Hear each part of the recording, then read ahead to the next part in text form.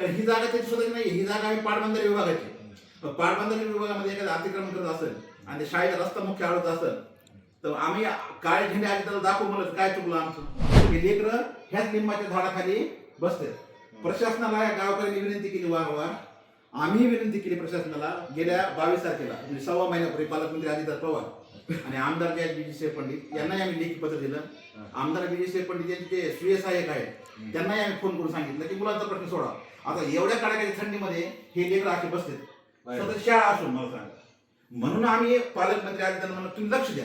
आता अजित येणार विकास कामासाठी येणार 550 कोटी काहीतरी विकास कामं. मग जिल्हा प्रशासनानं जर समजा वगैरे या ठिकाणी त्यांना तातडीनं जे रस्ता अडवलाय त्याच्यात फौजदारी दाखल करायला पाहिजे ना तुम्ही.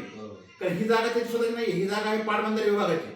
पाटबंधारे विभागामध्ये एखादं अतिक्रमण करत असेल आणि ते शाळेचा रस्ता मुख्य आडवत असेल तर आम्ही काळे झेंडे आले त्याला दाखवू म्हणलं काय चुकलं आमचं.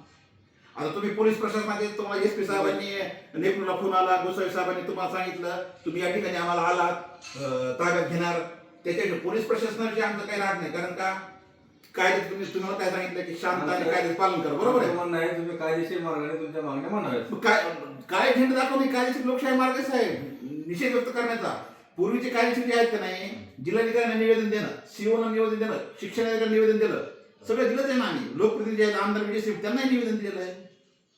त्याच्यामुळे आज आम्ही काय झेंडे दाखवून होतो. आम्ही कायद्याचा आदरच करणार. तुम्ही लोकशाही आम्हाला ताब्यात घ्या घ्या